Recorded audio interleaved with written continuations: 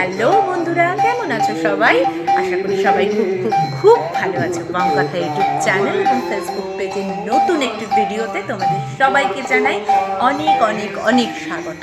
আজ আমি তোমাদের কাছে যে ভিডিওটি নিয়ে এসেছি তোমরা নিশ্চয়ই বুঝতেই পেরেছো, কিছুটা আন্দাজ করেছো। সেটি কিন্তু পশ্চিমবঙ্গ তথা ভারতবর্ষের অত্যন্ত গুরুত্বপূর্ণ আনন্দময় একটি উৎসব, রাস উৎসব, যেটি মাহাত্ম্য কিন্তু ভারতবাসী বা পশ্চিমবঙ্গবাসীতে অবশ্যই, বিশেষ করে যারা বৈষ্ণব ধর্মাবলম্বী বা যারা শ্রীকৃষ্ণের অনুগামী, তাদের কাছে তো এর একটি অন্য মাত্রা আছে। আজ আমি তোমাদের যে ভিডিওগুলো দেখাবো, অর্থাৎ এই ব্লগে যে ভিডিওগুলো তোমরা ছোট ছোট ভিডিওগুলো দেখতে পাবে, তার কিন্তু শুরু থেকে শেষ প্রত্যেকটি শান্তিপুরের রাস উৎসবের ভিডিও। এই যে রাস উৎসব, এর পিছনে কিন্তু ভীষণ ছোট্ট মিষ্টি সুন্দর একটি গল্প আছে। আমার কাছে তো এটি খুব মজার লেগেছে। এই গল্পটি আমি ভাগ করে নিতে চাই তোমাদের সবার সঙ্গে আছে। হয়তো তোমরা অনেকেই এই গল্পটি জানো, তবুও আমার জানাটুকু, আমার ভালো লাগাটুকু এটুকু ভাগ করে নেব তোমাদের সঙ্গে। আমরা তো সবসময় তাই করে থাকি, আমাদের ভালো লাগা, আমাদের দেখা, আমাদের আনন্দ, আমাদের জানাটুকুকেই ভাগ করে নিই তোমাদের সবার সঙ্গে। যাই হোক, বলি এবার সেই ছোট্ট গল্পটি। দাপর যুগে কোনো এক কার্তিক পূর্ণিমায় শ্রীকৃষ্ণ তার গোপিনীদের সঙ্গে মত্ত ছিলেন রাসলীলায়। আর ঠিক সেই লীলাক্ষেত্রে মহাদেব স্বয়ং প্রবেশ করে ফেলেন ছদ্মবেশে। কিন্তু শ্রীকৃষ্ণ তো তাকে দেখে ফেলেন এবং সঙ্গে সঙ্গে তার রাসলীলা ভগ্ন হয়ে যায়। কিন্তু সেই সময় শ্রীকৃষ্ণ মহাদেবকে কথা দেন যে তিনি তাকে এই রাসলীলা অবশ্যই দর্শন করাবেন, তা কলিযুগে। শ্রীকৃষ্ণের কথা মতোই কাজ।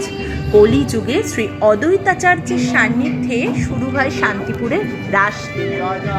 তবে প্রথম দিকে কিন্তু এই রাসলীলার বর্তমান যে শোভাযাত্রাটি, আমরা চিত্তাকর্ষক শোভাযাত্রাটি দেখি, তা কিন্তু ছিল না এবং শ্রীকৃষ্ণ এককভাবেই পূজিত হতেন এখানে।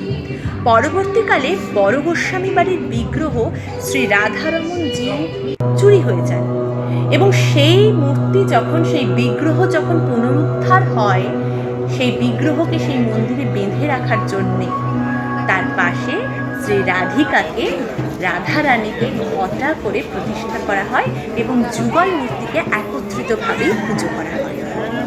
বর্তমানে এই যুগল মূর্তির একটি শোভাযাত্রা আমরা দেখতে পাই, যেটি অত্যন্ত চিত্তাকর্ষক এবং সমগ্র শান্তিপুরবাসী এই শোভাযাত্রাটির জন্য 1 বছর ধরে অপেক্ষা করে থাকে এবং এই শোভাযাত্রা দর্শনের মধ্যে দিয়ে নিজেদেরকে ধন্য করেন।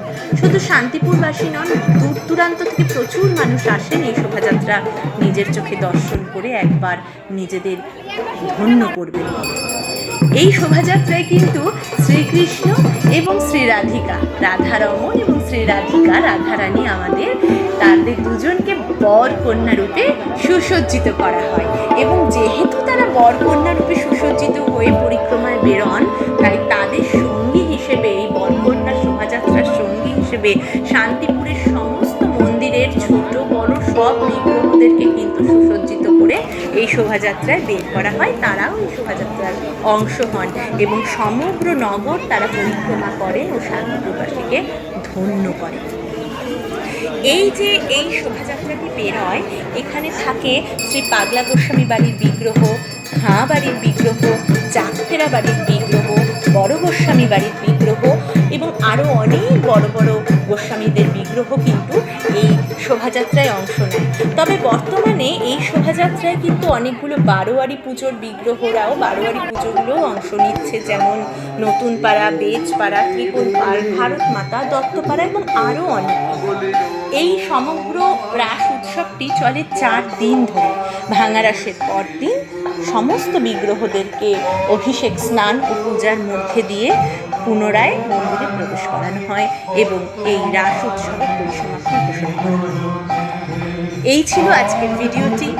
ভালো লাগলে অবশ্যই কমেন্টস করবেন, কমেন্টস করে আমাদের জানাবেন আপনারা আর বাংলার কী কী উৎসবের কথা, গল্প আমাদের থেকে জানতে চান, শুনতে চান। এবং অবশ্যই ভিডিওটিকে শেয়ার করবেন, আমাদের চ্যানেলটিকে সাবস্ক্রাইব করে, আমাদের পেজটিকে ফলো করে আমাদের সঙ্গে থাকবেন। আমরা সবসময় চাই আমাদের দেখাটুকু, আমাদের জানাটুকু ভাগ করে নিতে।